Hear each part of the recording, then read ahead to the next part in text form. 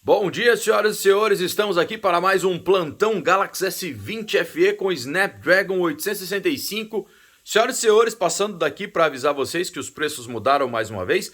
Os links estão aí na descrição, então presta atenção. Vamos lá, o menor preço para o 628 está no Submarino, tá? Menor preço está no Submarino 298, neste momento, Submarino.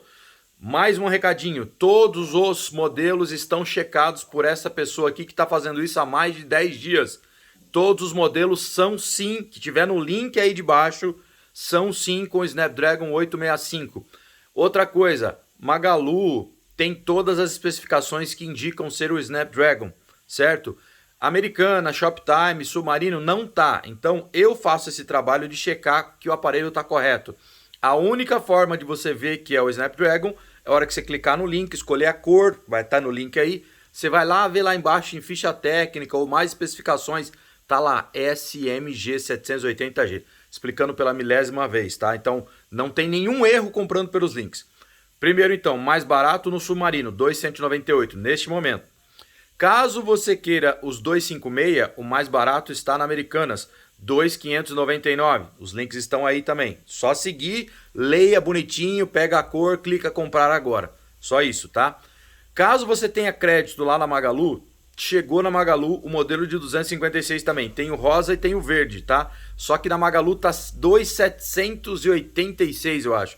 Tá um tanto mais caro, mas caso você tenha dinheiro lá para fazer troca, né? Tem dinheiro lá que voltou de alguma devolução.